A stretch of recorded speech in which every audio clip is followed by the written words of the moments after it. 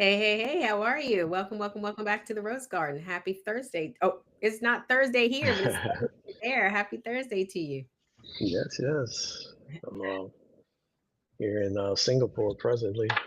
So, Ah, what's the weather like? it's very hot. Summertime weather out here. It's hot here as well. We had one of those uh heat advisories where everybody is kind of sheltering in place and hiding from everybody. So um I ain't going outside today, but other people are, I guess. You heard about that earthquake and tsunami and all that stuff out I around did. this? What was the noise you heard on your neck of the woods? Yeah, I heard something kicked off in Russia, some earthquake, uh, 8.8 Yeah, on the Richter 8.8. scale and whatnot. Yeah, 8.8 on the Hmm. Richter scale. Well, I'm glad that it seemed like it didn't really impact anybody and that the tsunami warnings are over. We got a jam-packed day and we were having some technical difficulties. So folks, I'm Sarita. I am the second half of this sibling pair and I'm joined by my exceptionally gifted and talented brother, Exagian Amasi. And we are here in the Rose Garden every week early this week because it's actually Thursday where you are and Wednesday where I am, which is super dope. We can be in different days and have this experience together. We come here to this is our personal therapy, and we hope it's yours. And we have a special guest today, which I feel like we shouldn't waste any time bringing in, especially since we had such technical difficulties. We are Right.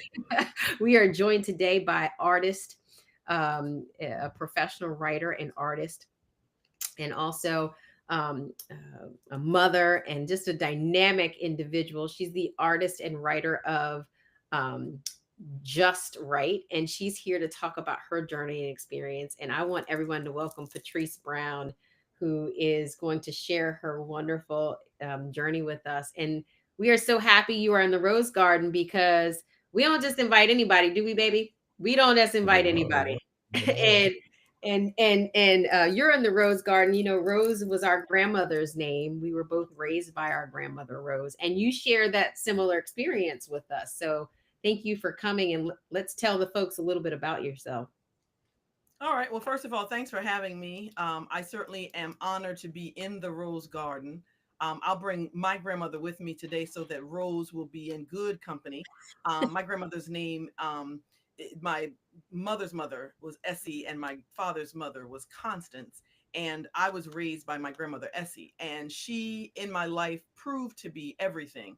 A lesson that you learn along the way, but you don't really get it until that blessing is gone. I So hear that. I am the product of her raising. Obviously, it was certainly a community effort. And to now be able to call myself a mother, a retiree, an author, I am happy to have been able to stand on her and others' shoulders. So to be tipping around in the Rose Garden with you two is just going to be a wonderful addition to my story. Well, Grandma Essie, Constance, and Grandma Rose, I hope we all make you proud. And my brother and I can certainly relate to forces. Brother, how was Grandma? What kind of force was she? Oh yeah, I think she was a very unique person, personality, and she definitely was a force. I mean, she was able to deal with us, in her senior years. It was amazing that she took on like three, very young children, in that time of her life when she should have really been enjoying herself. Absolutely. I So appreciate her for that. I appreciate her too. And you know what? Grandma Essie probably taught you some, other than just being the brilliant woman you are. What are some of the skills that she taught you that you take with you today?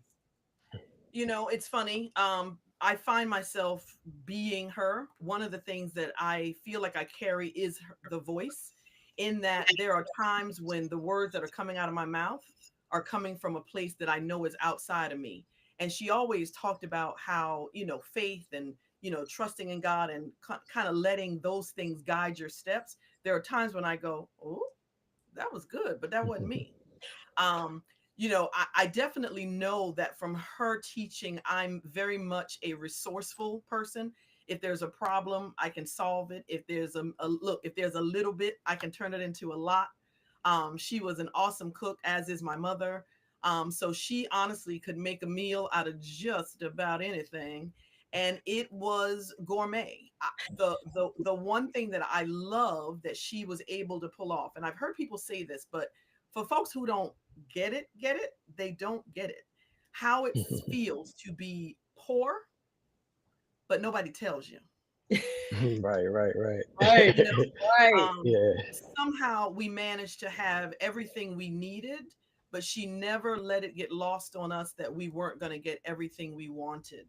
And I appreciate that there were times because she shopped from yard sales for us a lot. Yeah. And we Same would here. hide in the car and ooh, but she would shop anyway. And she had this habit, she'd be at the yard sale. If we're sitting in the car, she'd hold up the thing and ask us if we wanted it. And of course we'd be like, "Mm, no." But if it was good, if it was likely, if it was of quality, it was coming home with us.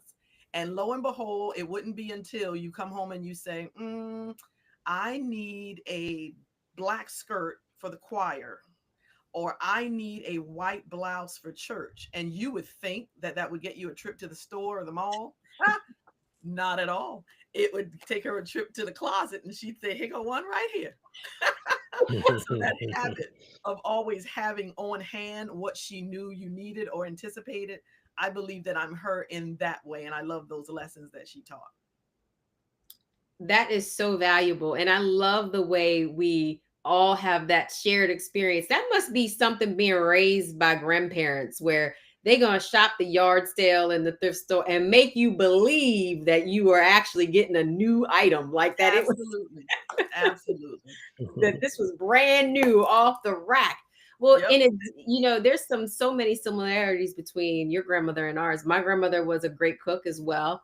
And we were raised on a farm. I don't know if you knew that. So we had a lot of variety in the type of food that we could get our hands on.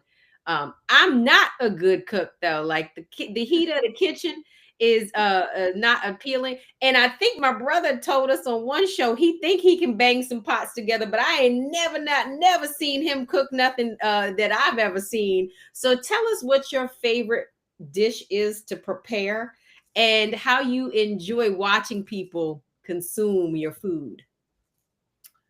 I'm gonna, just because we're on that theme of her, I now make shrimp and grits in every variety.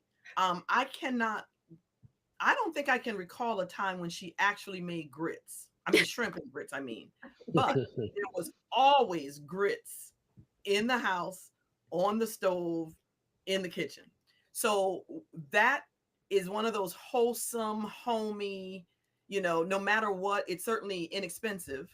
And what I enjoy is, especially when I make my varieties of grits, of course, I get fancy and I do the Manchego cheese and, the heavy cream and all those delicious I ain't even additions. never heard of that cheese. Yeah. I That's do a it. new I one for do it. me. But what's interesting It is sounded good though. yeah, Sound it's delicious. good. It creates this lusciousness that every time I make shrimp and grits, I hear different reactions. This is not the way you made it the last time. Or, girl, this is good.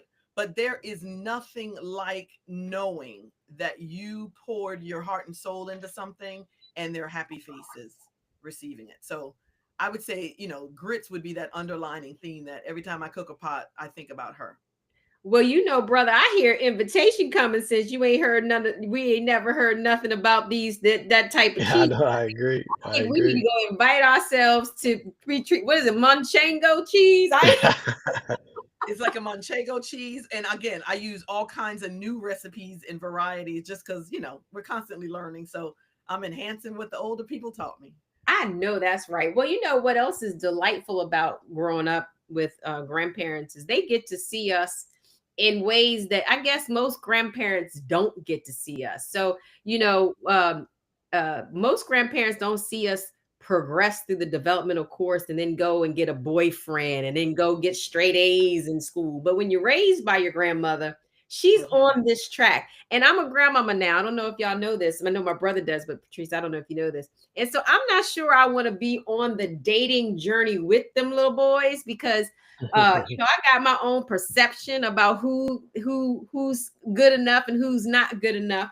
But tell us a little bit about your dating experience and dating with older people, because I know that was different for us with that little watchful eye. My grandmother told me one time that you done gave that boy the cow and didn't let him purchase the milk. And I felt so judged and out of place. Yes. As only a grandmother could judge and put you out of place with. And she said that on many occasions. She was not very approving of any of the partners I selected. And so I used to always feel this sense of shame around dating that I don't think other people who are not raised in environments where an elder or a generational, somebody who's such a matriarchal figure and has such a good influence on your life is then judging your dating choice on the developmental course, because we're supposed to make dating mistakes, right? We're not supposed to get it right. But then you got that matriarch looking at you saying, he ain't the right one, So tell us about what it is on your dating journey, how that experience was for you. I could probably go on with this for hours. The first one that comes to mind is there was always someone around, her or my grandfather, who would be there to see the person. We certainly could not have company in the house when nobody was home. That was the first thing. I think that has changed for folks in the years. But there was always somebody to go, who are your people? Which meant that the young man had to tell something. He had to have a last name. He had to live with somebody. There had to be some way for them to connect him to someone. And even if they didn't know him, there was always the ask. And sometimes it would scare the young fellow to death. Oh, your grandma's scary, your granddaddy's scary. But it certainly let them know that there was somebody looking out for me. Yeah. My grandmother had all kinds of little sayings. She would say, don't make yourself too plentiful, which would be everything from what you mentioned, giving the milk and not letting them buy the cow kind of thing. It would also be, staying on the phone all the time. Remember back then we didn't have two-way for a long time. So she had to find a lot of ways to get me off the phone. Right. Give them something to miss, leave something to talk about tomorrow, She had this way, and it's certainly something that she's imparted in me, that she turned most conversations into some teachable thing, whether you got it or not. She might say this when you get ready to go out for a date. Now, look here. Everything that looked good to you ain't good for you. Ooh. Well, look, that's on your way out the door on a date. And you're like, what that mean? What's she talking about? Is it me or him? Is it me or him? Exactly. Right. She would always have a way of reminding me to be grounded. And I think for my life, that's been a blessing. At times, I have found it, particularly as I've written my way through some of it, to be like, where was it a curse? Because I built some walls and that kind of thing. But, again, there was this artfulness in the way that she was faithful in making sure that I was going to present well, ladylike, sensible, and yes, welcoming mistakes. I'll never forget the time I was going somewhere with her, and it was, I think by then I was late high school or I had come home from college. It was one of those. I want to say my freshman year in college, and I have tried. I'm like, yes, try. I have on the shortest shorts, let's say, allowable. I knew it. Get it? Now, it wasn't the shortest shorts ever, but allowable. Right. So there I come strutting through the same kitchen that she had gotten me on a few other occasions for. Right. And I said, Grandma, what do you think about these?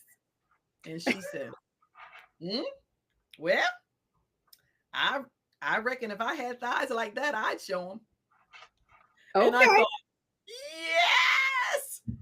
It was not only approval, but it was a fun approval. It was an approved approval. And I thought, oh my goodness, she sees me as an adult now. Yes. And again, over time, I would not take certain risks, but trust me, any of the ones I took she certainly was there to say, I saw you. I Right. saw you. And when And how necessary, she pushed me and back. how important is being seen, being seen by people that we value and we value your opinion. You mentioned that you're a writer, and I know you have written a book about journaling and the process of journaling, and you benefit from it. When did that start for you, where you were using the pen to kind of orate your mind and to collect your thoughts? It started very early. I think it was the first red journal book that had the little lock on it. That was my place to go drop things. And I remember that I actually still have it. The one of the first entries in it is from 19, I want to say 82ish. And I was writing that I liked some boy in my class. I don't know. And I kept that little book. Of course, it was one of those things that seeing it in the drugstore, I had to have it. The fact that it had a lock on it made me think, oh, yeah, this will be a really cool secret keeper. Right. Um, but somewhere along the way, that place felt safe until the lock got broken. Ooh. Wait a minute. Patrice, did you have Who somebody broke that lock? you had a violator? My brother, I don't know. I got to tell this story. I know the folks who've been in the Rose Garden before, and brother, welcome Black. I'm glad that your technical issues are clearing up. That's what happens when we are live. And my brother is international, so it's Thursday when it's really Wednesday for us. So my brother violated my journal privacy. So I, like But you, I didn't have to break no lock. It was in a regular notebook. I just stumbled on it accidentally. it is They stuff said in my serendipitously. He was in my room. It was minding his own journaling business. It didn't, it was sitting there in, if you're a journaler, you like to journal in all kinds of, books. It was a spiral notebook. And it was available. It was something that was accessible. And as you said, we was raised a little bit in poverty. So I didn't have the special journal. I couldn't go out there and get the one with the lock, and you could write it and the words would disappear. And this boy violated my journal. And then the best part, now, brother, tell her what you did in response. I don't think Oh, she's going to. I wrote in there like a responsible person would do. When they stumble on something like that, I just wrote in her journal some good You mean to advice, tell based me on what I you left an I was thought. here message? Yes, I did. Whoa. Yes, I did. Whoa. Hey, talk about accountability, right? I'm glad she I still dropped, speaks I to you. dropped, I dropped, I dropped off on the juicy parts. I missed the whole thing of what she said about dating and whatnot. So I know you sure I did. gotta go back and listen to what you said on that one. But Oh, yeah. no, You got the juicy parts. You missed the juicy part. Grandma Esther was training her up like a good grandma would. And told her, "Be showing those legs to everybody." Absolutely. I Absolutely. hear that. That was good advice. Yep. So you were saying that you were journaling, and then somebody broke the lock. Who is Yeah. this person? Somebody broke my lock. That is a longer story for a different day. But I can tell you these things. That break taught me, I think, a number of things. Certainly that grandma's house wasn't just my house, right? I hear that. Grandchildren, you picking up what I'm putting down? Yep. Yes, I did. Although I called it my underwear drawer, it was still her chest of drawers in the room that I was sleeping in. You see what I mean? So Yeah. I had an early taste of getting over it. Yeah. The good Uh-oh. news is I never stopped writing.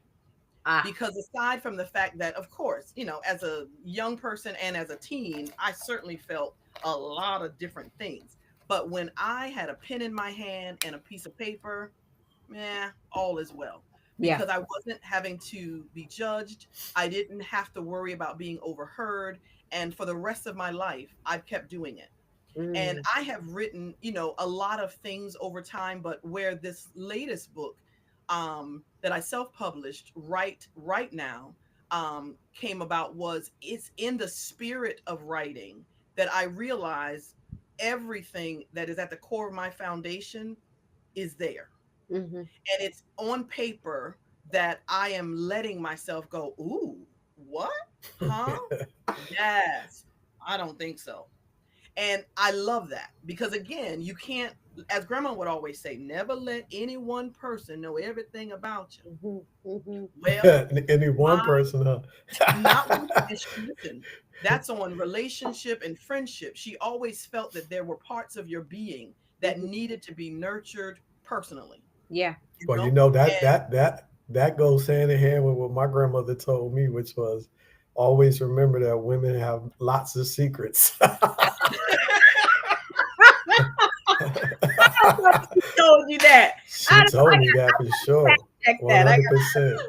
Well, conversely, since we my grandmother used to always be, one of the things before I tell you what little nuggets of wisdom, and I want to set this up so you see the life that she was, because it's not enough to just hear those words. You have to have seen our grandmother. So she was maybe short in stature, but big in presence, right? mhm, So she had mhm. this very, very big presence. But she had a way of telling you things and telling other people things that didn't have to happen in a yell. She could almost whisper some things and you would understand the severity of it and the complexity of it, and that she meant business. Absolutely. So one of the things that when we were growing up, my grandmother was a very good judge of character. And I think that a part of that is because she had really good observational skills. I'm setting this up for you so that you understand perhaps why she would say to my brother, you know, a lot of Well, women. you don't know. You would be speculating to understand why she would say it. But I would just say that she spoke a lot of truths.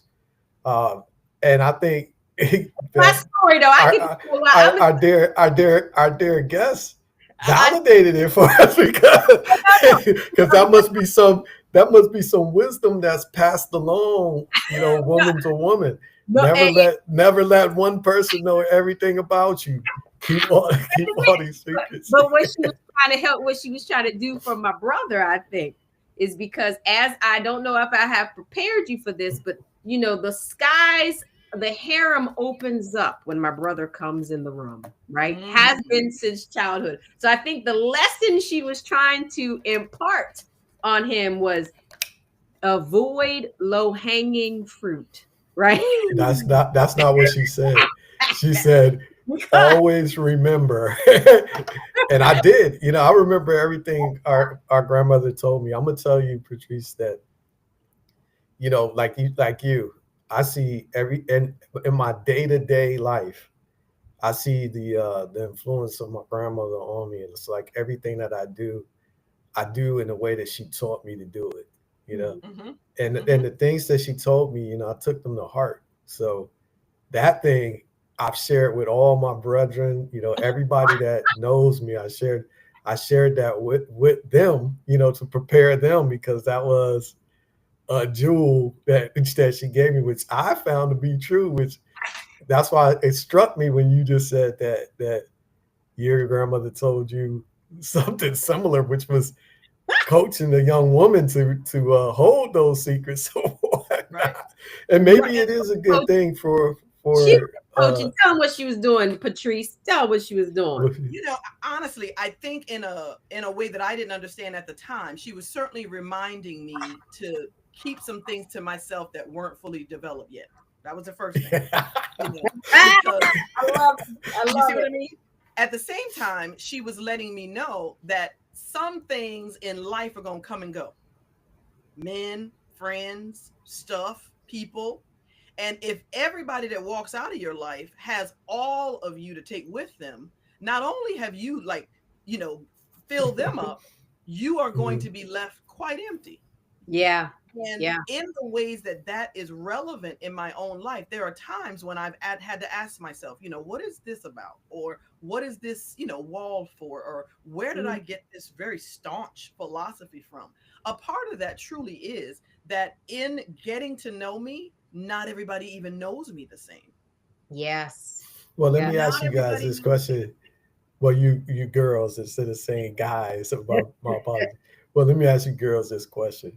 In that frame of thinking, do you believe that you are a finite being, meaning that basically this is all of you, that if a person comes into your life right at this moment, you don't believe that you're an infinite being, and that it's impossible for a person to know everything there is about you? I believe it's impossible for you to know everything there is to know about you.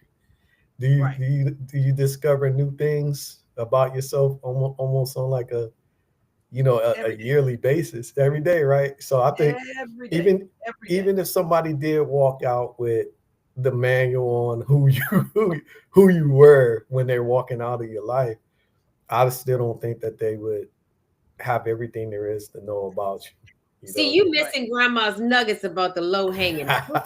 See, I feel like all of these informations that are. So I want to make sure we very specific on what she said. It wasn't low hanging fruit. It was that women have lots of secrets, which that's true. I think it's a benefit though. You is that there's all kinds of women. And no. She said always remember women. All women and have lots of secrets. And the women that tend to fall around your tree might be the ones that's on the branch that's lower than the ones that I believe that's wisdom that Sarita put in this low hanging fruit branch. That didn't come from my grandmother, which I take with a grain of salt.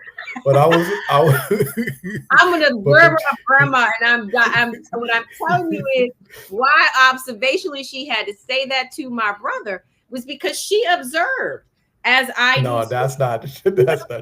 But I would say what I got from listening to what Patrice said and what our grandmother said, I would say is that both grandmothers were imparting some level of wisdom, but it came from a place what I would consider like fear and concern, right? Where they're saying, be careful and cautious of others. But I do find value in what both shared, and I find validity in it. It's just taking it at surface, for the surface.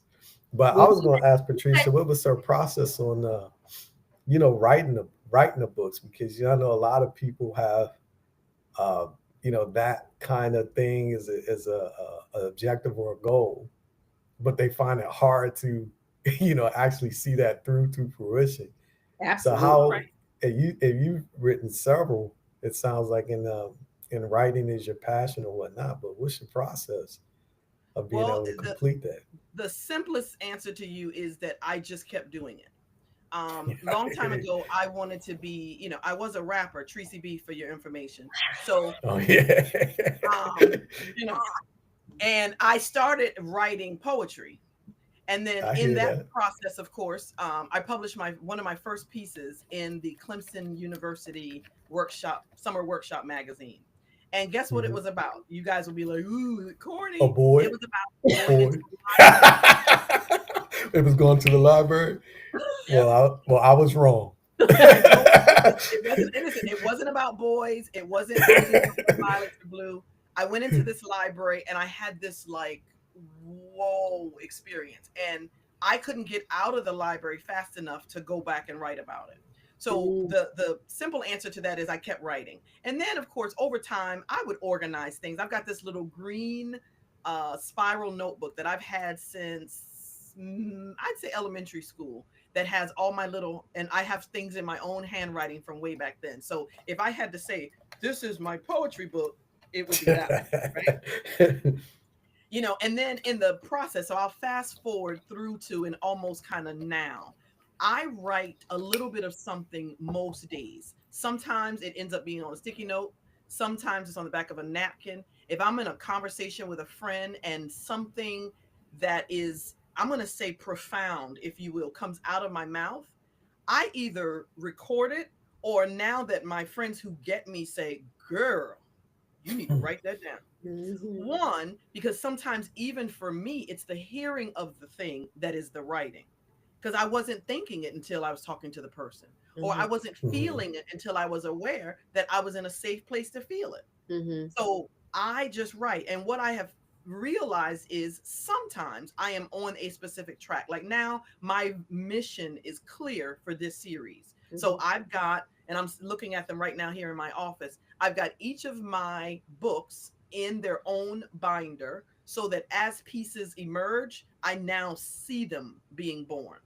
The Interesting. reality of it is that I'm so passionate about doing it Mhm. that I would do it anyway, right? But the publishing side of me that's happening right now is that confirmation that you said you were going to write a book one day, girl, and you did it. So Yeah. I'm going to do it and keep doing it as I learn how.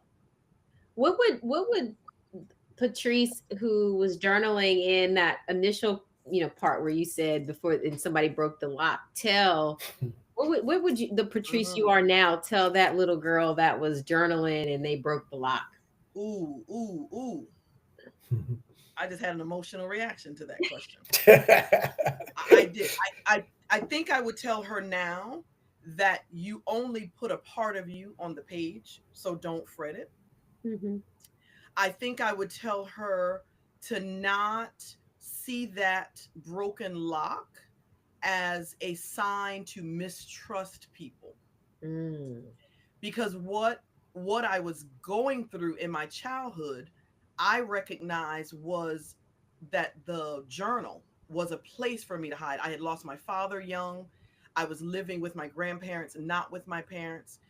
So there were all of these little things that were just under the surface. Of course, I was being loved, I was being fed, I was being clothed, I was being friended, but sometimes there was something else occurring that I needed to spend time with. Yeah. I Mhm. appreciate that my journal gave me that privacy, but just like people in my life continue to do, I go, that lock breaker came into my life for a reason.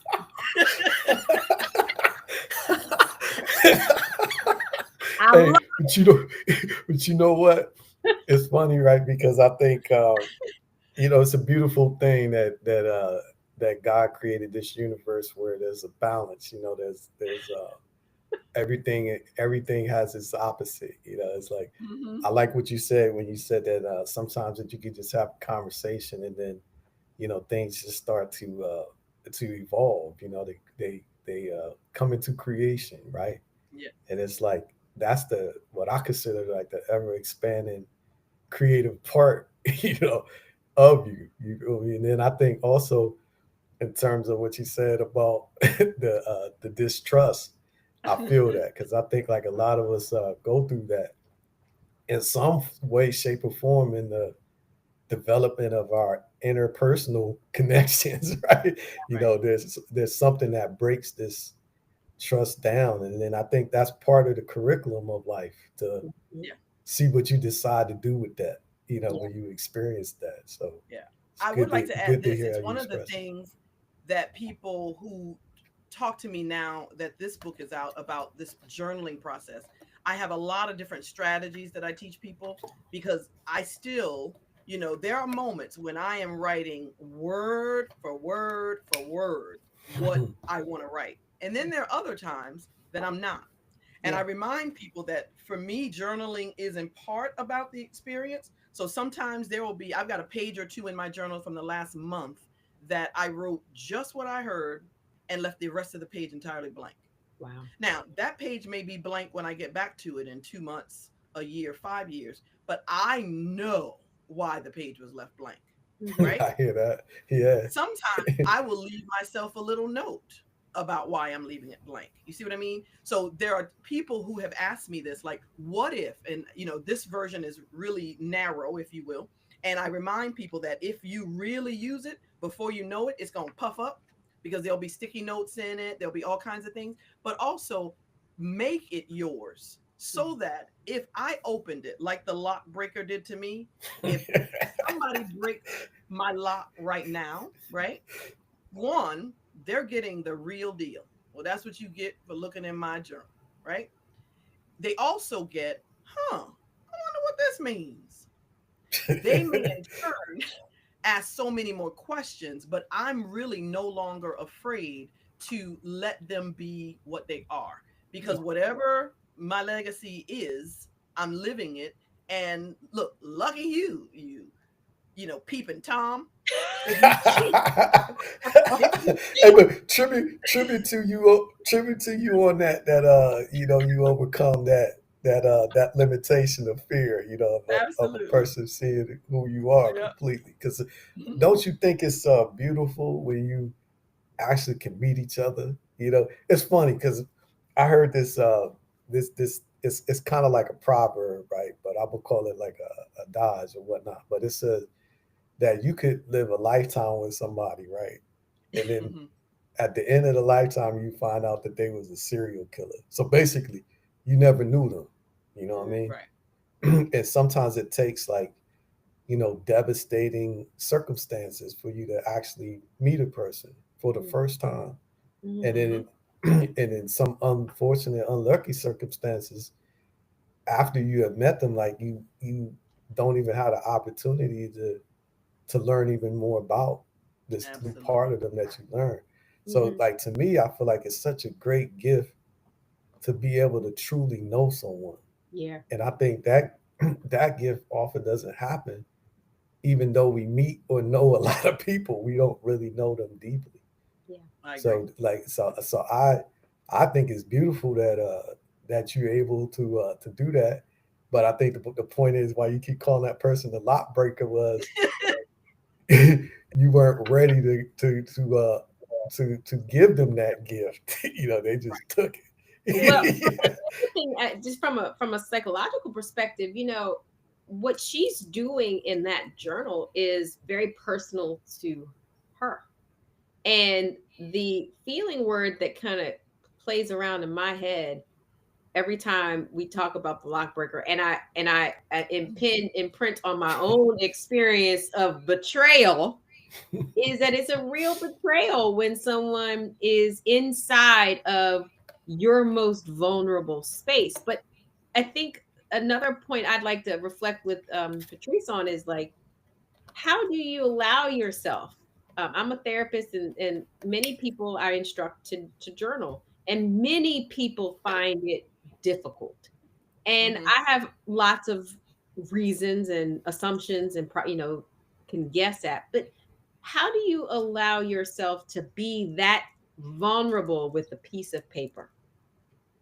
All right. First and foremost, I, for the longest time, had to figure out what the heck vulnerable was, because the presumption was that I wasn't being it, right?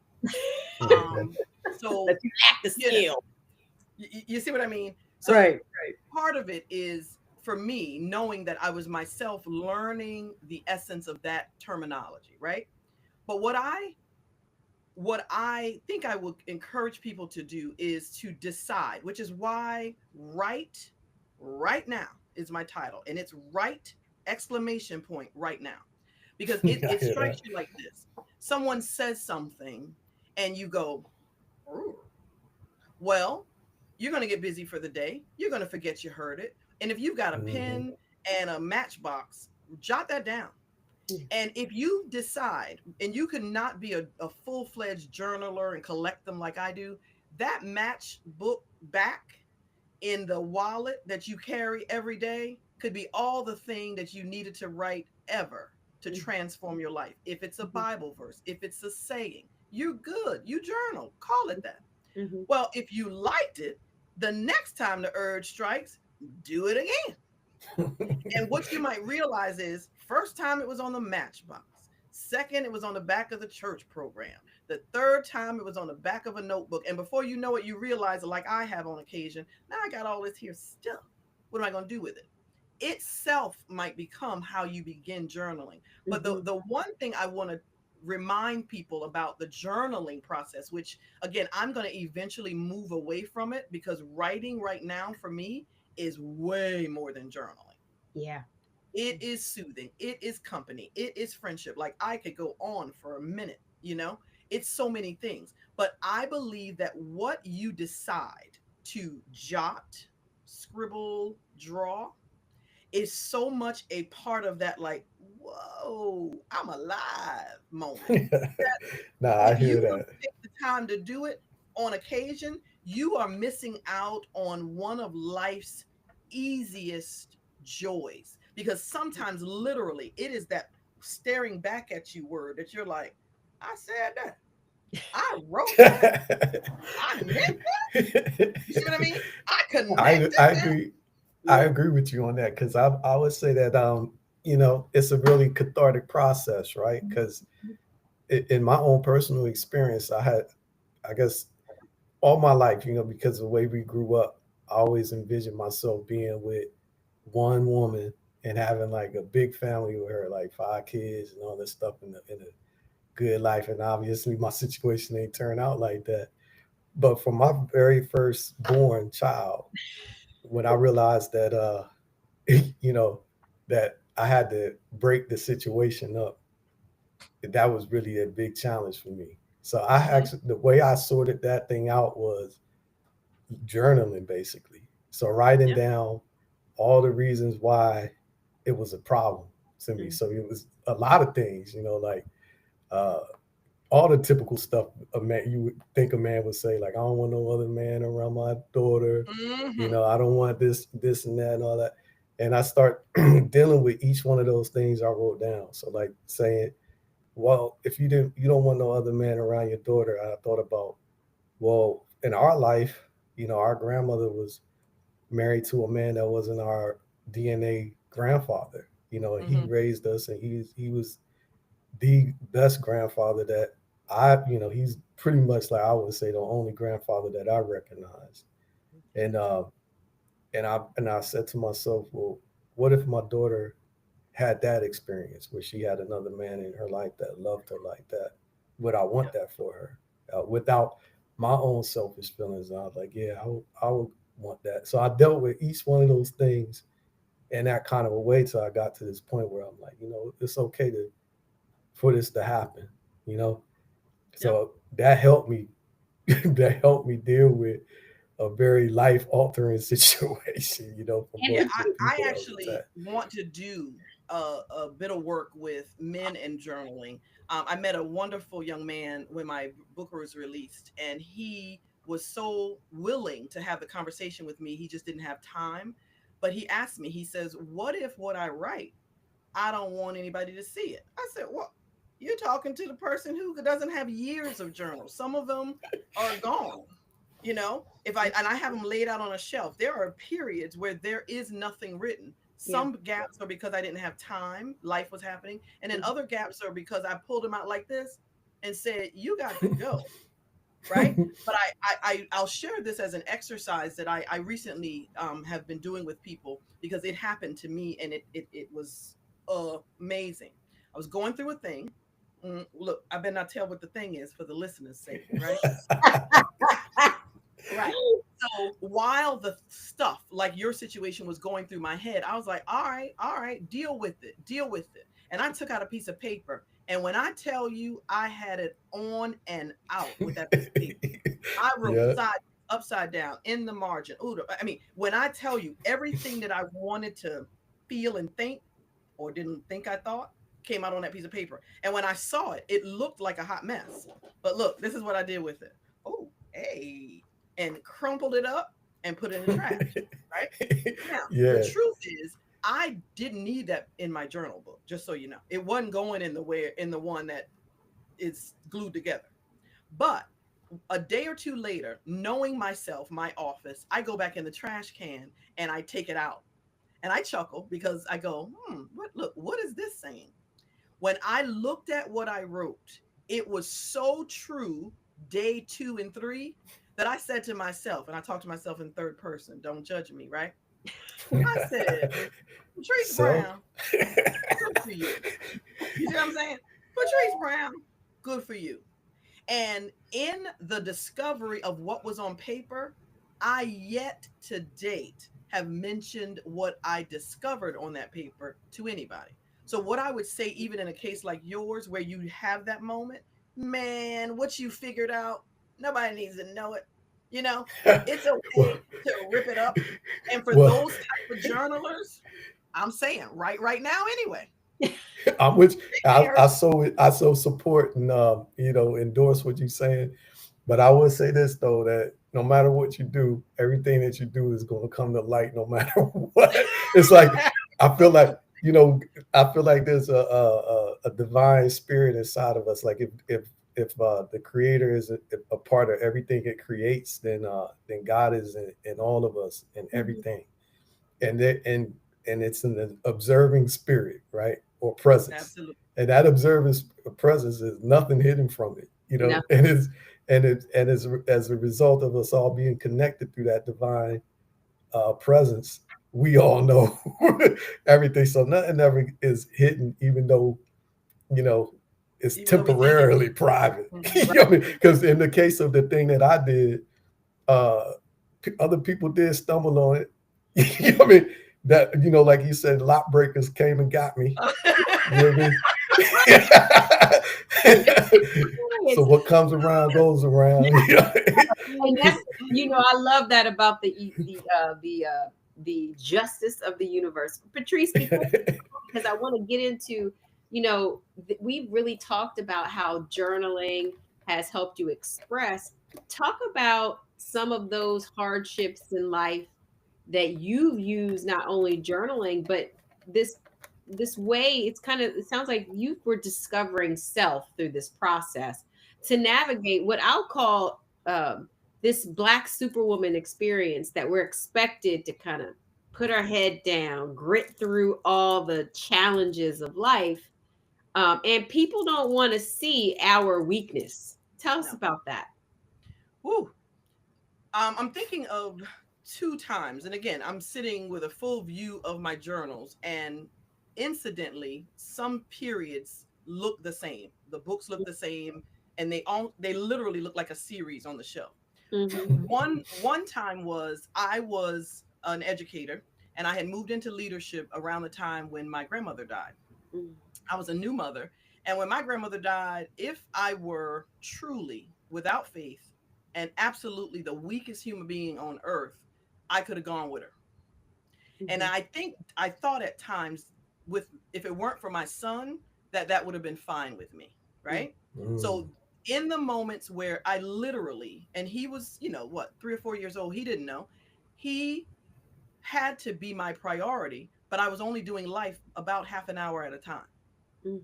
And man, what it was wrapped in that. Did I know I was grieving that deeply? Sure. Did I know I was depressed? No. Did I look like a superwoman on the surface? Absolutely. I was reading my kid a story at night. I was showing up to work every day. I'm doing and doing, doing. Well, I go on a conference one time and I am present, but you talk about wanting to be marked absent. Every time someone said to me, we'll going down for dinner. One night I realized I can't fake it another day. And I went back up to my room and I took out a notebook and I wrote and wrote and wrote. And you know what stopped me was I realized in the midst of it that I was writing myself happy, because I started writing down the very question that you started with at the beginning was, what is the problem? I miss my grandma. So I started jotting down as many memories of her that I could, because I was afraid then, like, now that she's gone, what's going to happen if I don't remember her stuff? Like, I don't remember my father, like I wish I had more of his voice, more of his stuff. You get what I'm saying? Yeah. So Yeah, that was definitely. a period where my first series was born, Mhm. and I got the opportunity to publish it, but it wasn't the right moment. And I'll never forget pitching that book to someone, and they were like, "This is awesome. We want to take it." But I didn't give it, Mhm. right? Because I wasn't ready. Mhm. Fast forward, I went through another period where my identity was as educator. Mhm. I'm a retired principal, and life had it where certain traumas collided all at once. And my body said, I heard that. I heard that. And it shut down. My body shut down. You got it? Right. So Mhm. during that period, I had nothing to do while figuring out how to get well, how to keep my mind, how to keep my body. I thought, well, what do you always do? not only did I establish the same routine, I got up every single day. I spent time in prayer, in worship, if you will. And there would be days that the only sound I heard was you see what I I mean? know that's right. Yeah, And yeah, yeah. again, sometimes in those moments, I was doing that same sorting activity you did. Who am I? What am I doing? What do I want? Where did I fail? What did I do right? What can I celebrate? What am I think? I mean, I did the whole thing. So I've used journaling to get through grief. Lord, please don't look. Y'all don't have time for me to talk about heartbreak, do you? Yeah, yeah, let's touch on it. Let's talk about it. No. I've used journaling to get through heartbreak. I've used journaling to get through trauma. Right. I've certainly had these periods in time where no one, and this is probably true in my literal right now. So I know that when certain people hear this, they'll go, I had no idea. They did not know that had it not been for my own perseverance about writing and journaling, that I was able to sustain because Yeah. I didn't look like what I was going through. But Right. my journal, woo, she knows all about Well, well, wait, man. Black women ain't superwomen. Black women. And can I tell I you, always thought black women were superwomen. Y'all we have we done are amazing not things. super women. No. And we have Wow. to be careful. And I'm glad you brought that up, Sarita, because we have to be careful what we tell ourselves out loud and especially on the pages, right? Yep. Because it is important. And trust me, I do think that being a Black woman is one of the greatest honors to carry around in the world. Yeah. Add to it mother, all sooking now. Yeah. Look, I haven't added this yet, but I can't wait. Add wife. What? Yeah, yeah, yeah. I hear You that. see what I mean? But Yeah. you tag on professional, all of this. And we are carrying so much that all we really want the world to sometimes see is, can somebody carry that for me? Mhm. Can you recognize that there is a person behind all this stuff? Can you Can give you me a hug? Can you come and hug me? please give me a hug? And don't make me have to ask for it. Yeah. Mm, Don't make me feel like it's negotiable. Yeah. You know, mhm. you want me to be a strong Black woman, but you also want me to be vulnerable. Well, Right. wait a minute.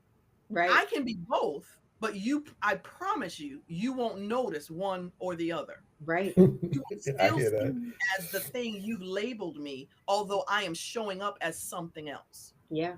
Mm. You know? I love So I think, and I have to tell you, I have a number of friends who are Black professionals, women and men. And when I catch them, and I mean it, because thanks to me and my God and my life and my journal and my background, when I catch a Black woman that I know, like tying that cape on like this, Yeah, yeah. I say, girl, look, girl, loosen that string. Because it is only going to harm you more in the end. Yes. Yeah. You are as you are, amazing enough. Certainly Mm. with some tweaks, with some things. But if you try harder to be superwoman for someone else's validation, you are going to find yourself in the pits that I found my own self in, and it's not worth it. What do you say to those Black women who, and I'm going to contextualize this quickly, where the guidance they're giving young women is don't let nobody see you cry. Don't ask for help. How do you talk to those Black women who clearly that was a message? I don't know.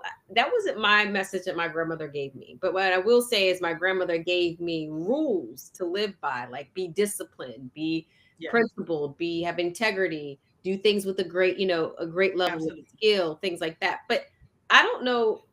I never heard her say, buckle up, don't show people that ask for help. But now we have other Black women who are telling other Black women that's the way we survive and that's how we climb. What do you say to those women? Well, the first thing I'll tell them is make sure that there is a degree of separation between your friends and your professional friends, right? Yeah. Because if you're in a place where, let's say you've got friends who are, fighting for the same thing you are, then guess what? She is likely going to give you bad advice because there's competition underneath, and there's a degree by which she can hardly see you because she's trying to do what you do and get what you got. Right. 100%.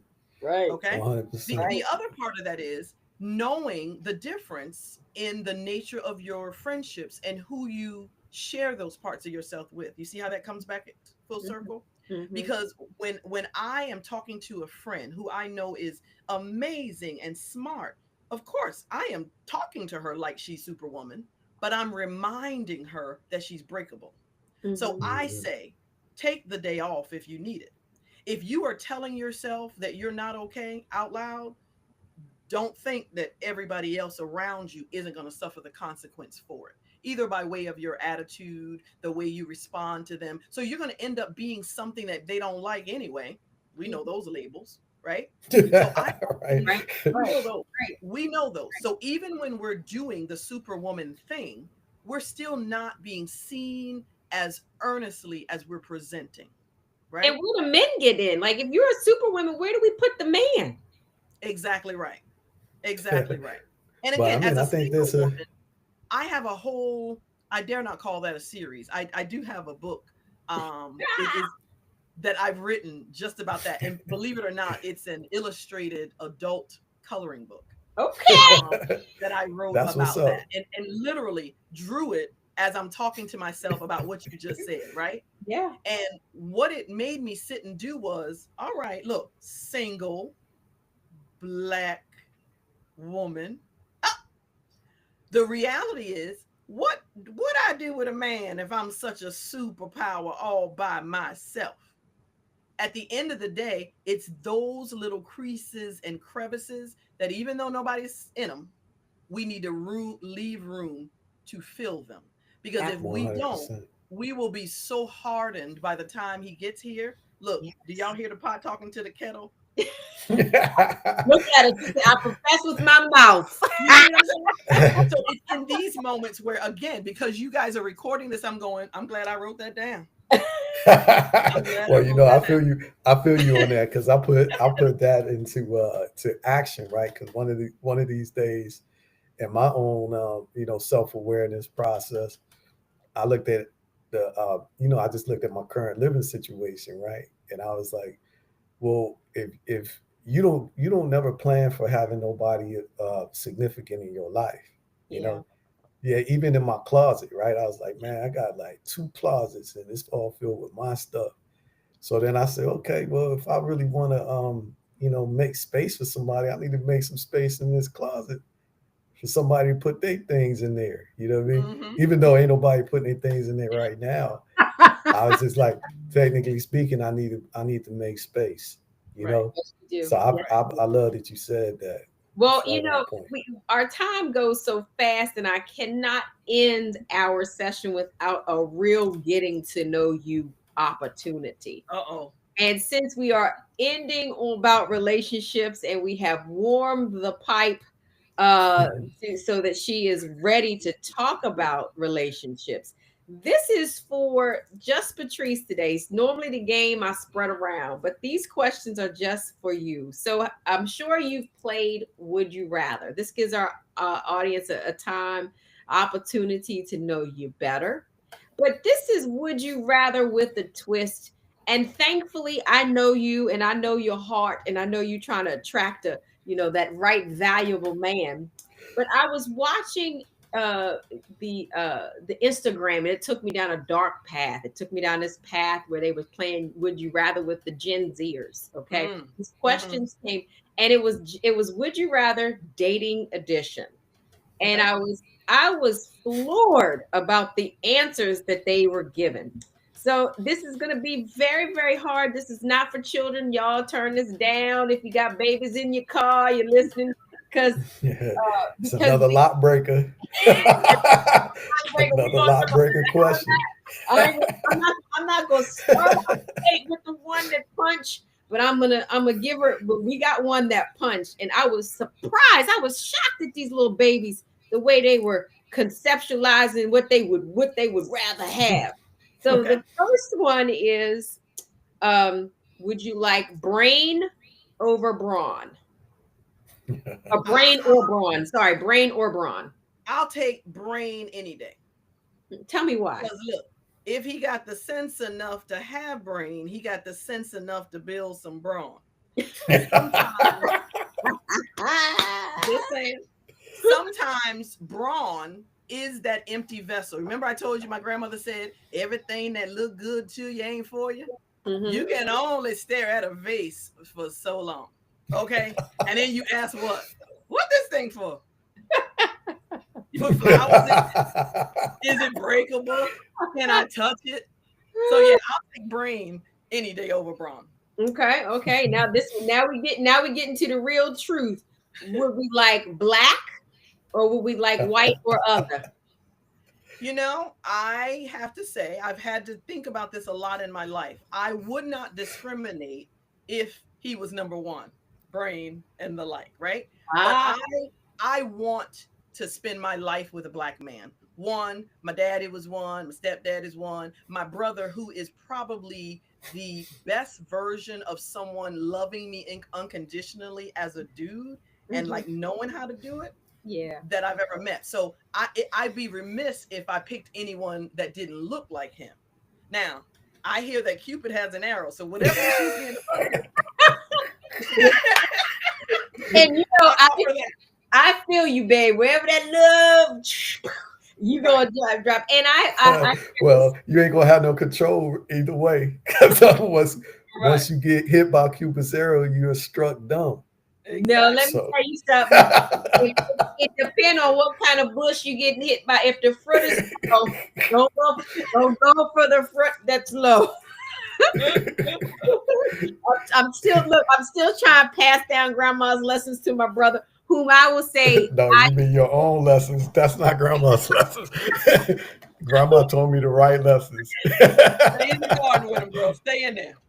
who I would also say, as a reflection of unconditional love, and it is he probably was the first person, first male person besides my grandfather who did that reflection. And so I love that you said that, because many people don't understand the sibling, what you get from your siblings, and what you get can be life-changing. It can be both painful and it can be promising, but for me that was a really promising aspect. Now this question is provocative and it surprised the hell out of me, sister, when I heard what those little girls are saying. Okay, these little girls are saying some ratchet stuff.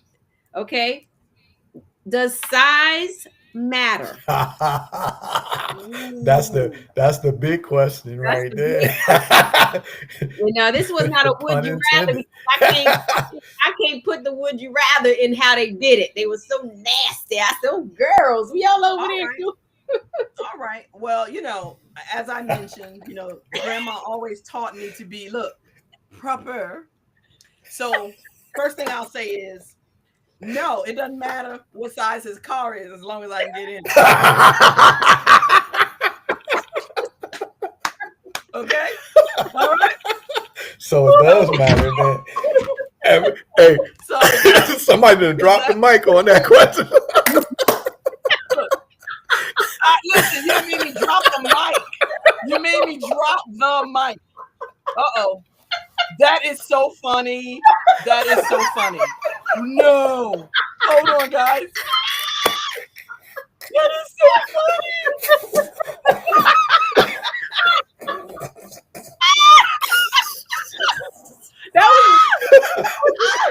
That is too funny. Grandma Essie came and knocked it. That is so provocative. Grandma Essie came and knocked. Listen, she heard my thoughts and she said, Lord always know what you're thinking. All right, guys, I'm trying to get back on. Here I am.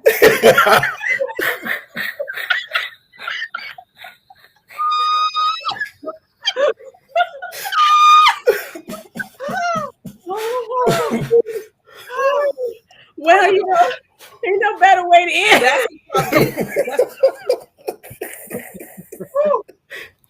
Hey, well, size really does matter, fellas. For all Okay. those who thought I'm otherwise. gonna stick. Listen, I'm gonna stick to my first answer. Look, as long as it, I can't recover now. I can't recover now. Oh, Neither can we. oh. The size of his heart matters. The size of his personality matters. But Yes. look, size matters only if, or let's say, if the person has the means. Look, what's the song that was in Baltimore years ago? How You Want to Carry It? Yeah. So yeah, I guess size matters because I guess it matters how it works and fits. Yeah. Yes. I feel that. That's an honest answer right there. That internet, that internet, that's all the internet needed from us. You know,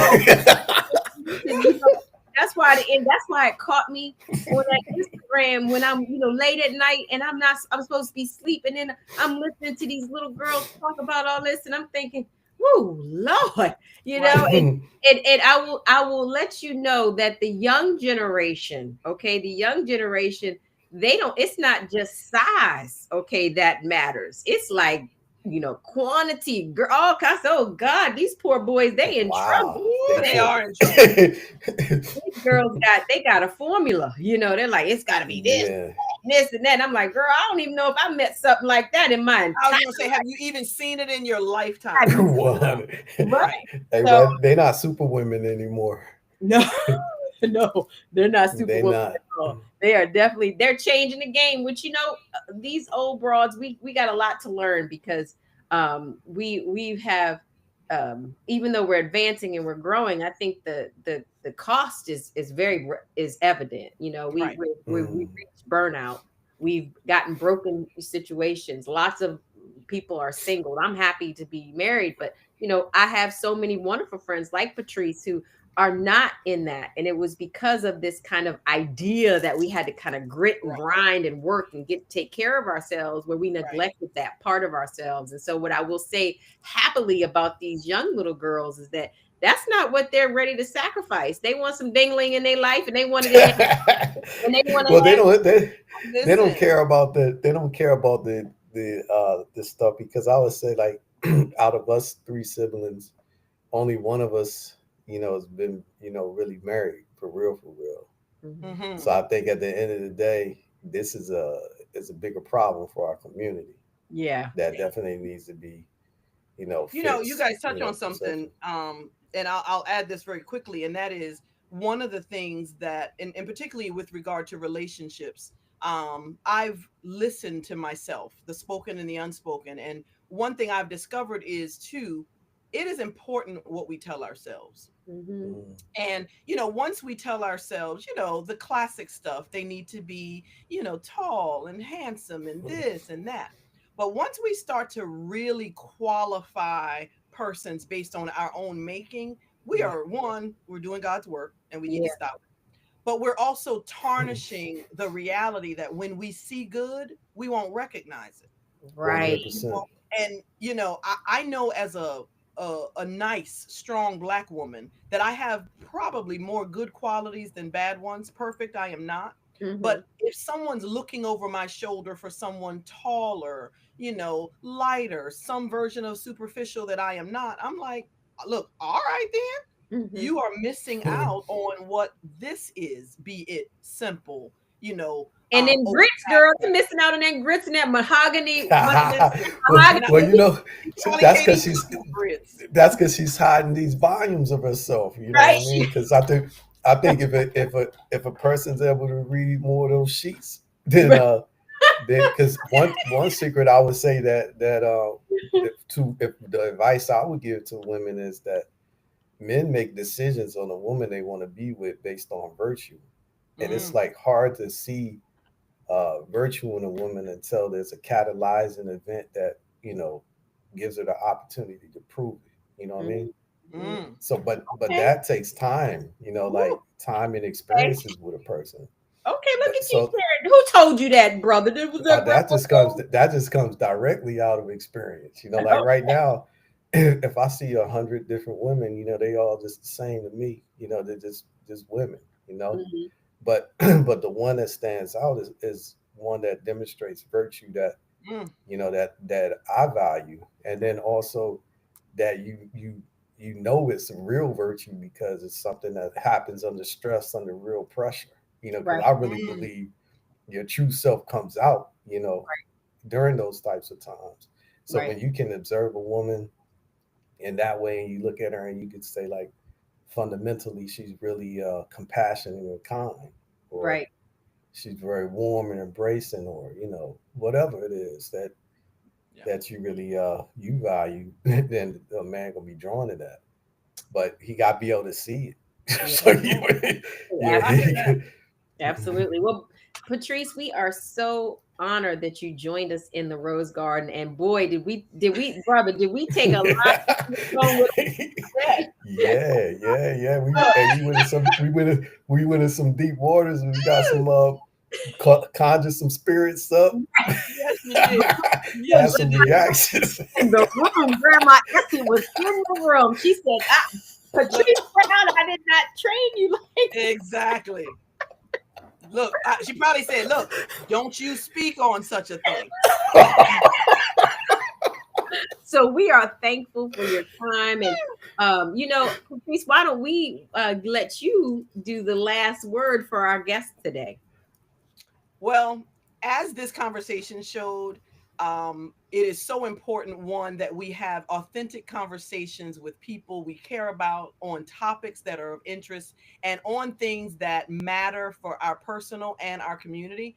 And as a writer, I simply say, like this, take the opportunity to explore the thing that moves you, because if you don't, you are obviously what? Losing an opportunity to be moved. So I am grateful that I got to spend this time with you all. And look, some things moved, didn't they? Yeah, it did indeed. Sure did. Well, we Well, are thank you very much, Patrice. We really Thanks so appreciate your much. And check presence me with us. out on nbrowninc.com. You can buy my book right now at that platform. And I look forward to hearing from those of you who are in any way afraid of journaling. But if you're ready to take the risk, join in with me and I'll be here for support. Yeah, y'all do it. Jump in on In Brown Ink right now. Buy that journaling book. Buy her books. Follow her on Instagram. How can we follow you on Instagram? Where you at? I'm at In Brown Ink. In Brown, in Brown, or in like in Brown INK, like the ink. And in a future Okay. conversation on my own platform, I'll talk to you about where that brown outside from my name comes from, because I actually do use brown ink as a mechanism.